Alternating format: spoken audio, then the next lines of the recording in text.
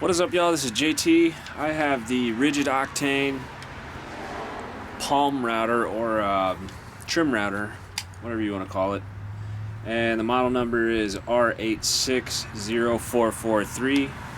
And I'm sorry for these conditions, recording conditions, but I don't really have a workshop at this house. This is not my house.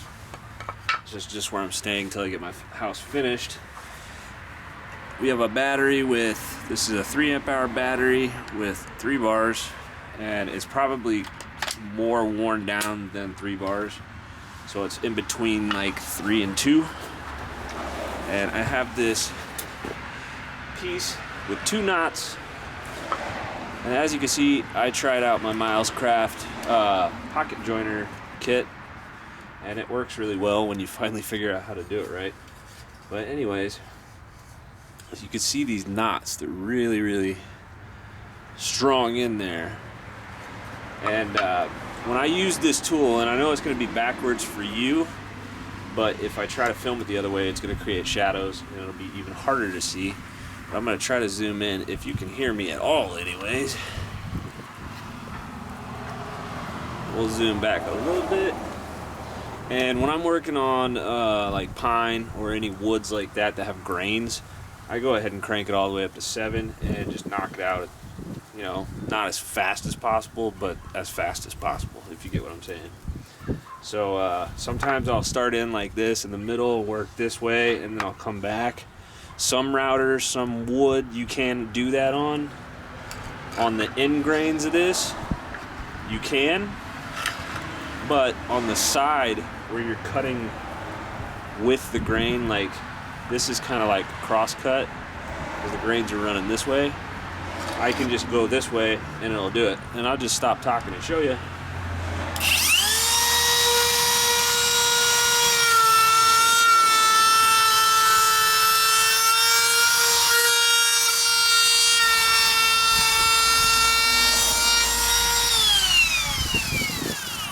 So you saw me go back and forth. And now what I'm going to do is lower you guys down. Bear with me because if I have to edit this, it's going to take longer to get to you. So we'll get a little bit lower down and closer up. And then I'll try to do it left-handed so you can see it a little bit better. Or maybe you won't be able to see it better. I don't know. Let's aim you up. Let's just go ahead and film it the same direction because you can kind of see it in action, sort of.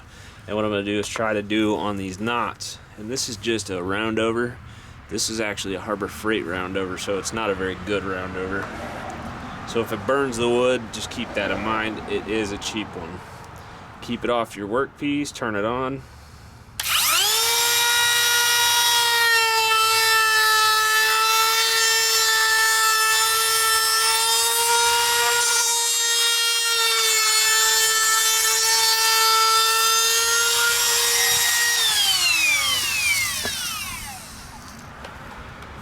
And by no means did I just go slow. In fact, I could have gone a little bit faster.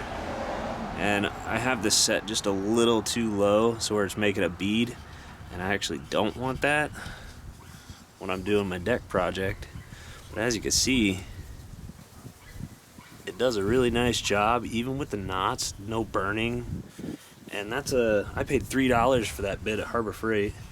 And it did a really nice job on this end. And this is just by hand. And you got to keep in mind that if your sides are not flat or there's any imperfections in the side where the bearing touches, like this, it's going to follow that bearing. So if there's a little bump out or a dent in, it's going to actually follow that, and that's going to mess up your cut. If you have a tiny cup in the board, then you'll notice sometimes, and I did this a lot on the deck project, is it doesn't cut as deep right here in the middle because the board dips down. It's cupped like this, and that's just what it does. I'm gonna go ahead, I'm not gonna switch the bits out because I don't want to make this too long, but what I'm gonna do is make it deeper. If I can turn it the right way, Oh, it doesn't help when I'm pushing that button. So you can do it manually or you can do it like this. I'm going to make pretty decent of a cut in, and it's going to make about 1/4 of an inch bead. Maybe. If it'll even do it on one pass. So I hold it this way with the opening towards me. That way I can see my project. If you do it the other way, there's a little vacuum port and it gets in the way of you being able to see.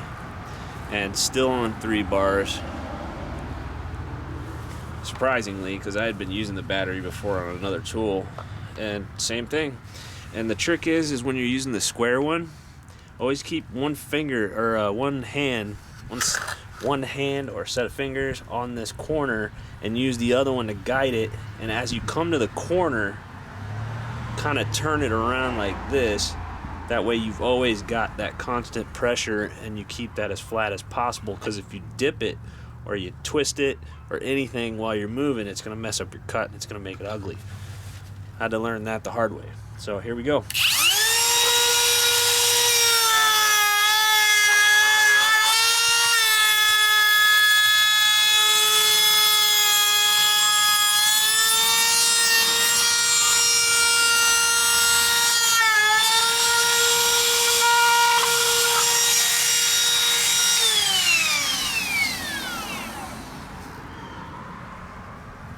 Huh, I'm seeing sparks. Hopefully the camera caught that. That was weird.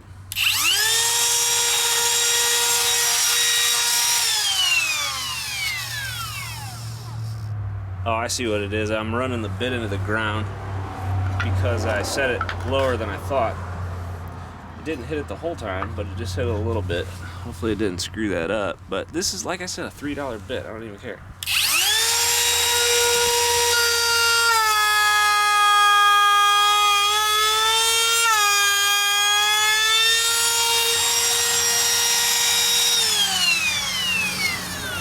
And there's a lot of people that dog on this switch.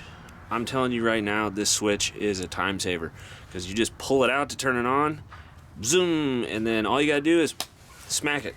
And then you set your tool down, and then you're ready to do whatever you're doing. But as far as the cut on that one, it got a little bit messed up on this end because like I said, I was getting into the concrete. Probably left some marks on it. Well, no, it didn't leave any marks. But if you look down that is a decent cut. And actually that would look pretty good on like a drawer or something else, and then router inside of the drawer, do like a V groove or a round groove and make designs and do all kinds of stuff. That would look actually pretty nice. And that's just with a round over, but a beaded round over is what that's called. And that looks pretty cool. I did take a chunk right out of that corner. You can see it. It took a little chunk. And that's why you got to be careful with the grains. And over here you can see where it started to dig around the corner, but I stopped. If I were to go any further, it would match this other side. But let's go ahead and give it a try that deep on these knots and see. Well, first off, with this sitting up like this, it makes it harder to hold the board steady. And also the concrete was giving me, a little bit of sandpaper type of action. Well, we're gonna try it.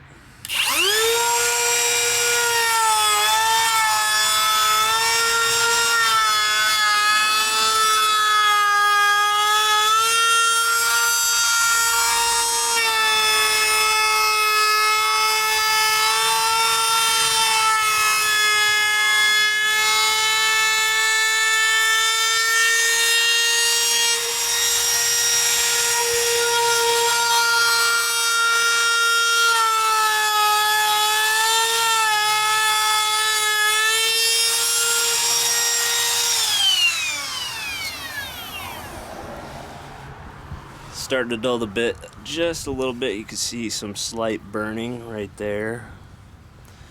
And other than that, on the knot, it actually left a decent cut, but you can see just right here, I don't know if you can see it, but I can feel it. Just a little bit of a bump up where I rocked it a little bit. That's why you got to be super careful. Now what I'm going to do is try to zoom in as far as I can, and let you see this up close. And this is going to be so difficult.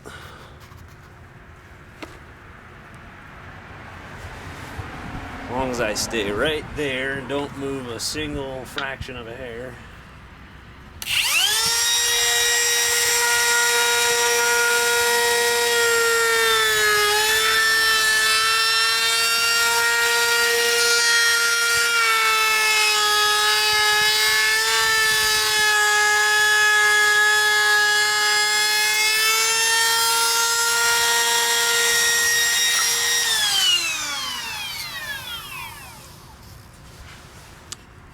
Oh, let's zoom back. And as you can see, it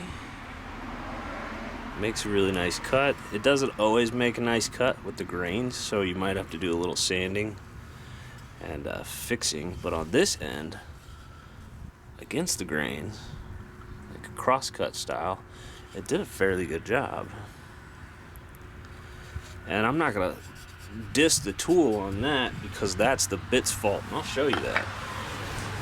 This bit is super clogged. And I just mean it is.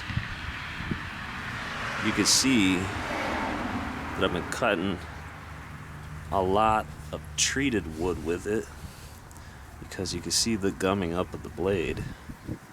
And that's not too bad. All you gotta do is take a file or even a razor blade or something and just kind of knock that off, and then it's still good to go.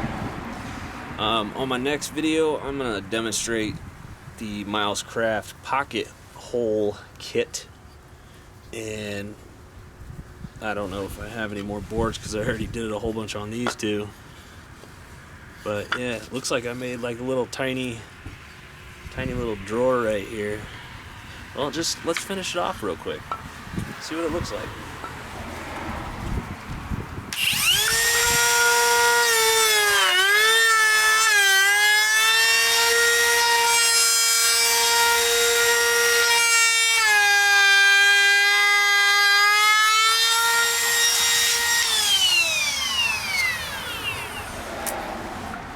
All right, there you go. You got a tiny little drawer cover. Obviously, I wouldn't leave it this plain. I'd probably do something to the top, but it looks really nice. And that's just with a little trim router. Let's check our battery life. Still at 3 bars. That's crazy because it usually takes a lot more battery than that, but it does a really good job. So thank you for watching. If you got any more suggestions on this, I've got more bits coming in hopefully tonight, and I can do some different styles, maybe chamfers. I know it's got a couple V grooves, round groove, I forget what they're called, and a couple more other ones. I'm not sure. I think a lot of them are straight bits for doing, you know, straight grooves, and also maybe a dovetail. I'm not even sure what's in the kit, but I'll get back to you on that. So thank you for watching, and this is an excellent tool for the money. I don't know what the price is now, but if you wait, sometimes you can catch these tools for, I got this one for $150, and it came with 2 of these 3 amp hour batteries and a charger for $150. But if that deal didn't come back around, I wouldn't hesitate to pay like $120 something just for the bare tool, because it is worth the money. Thank you for watching.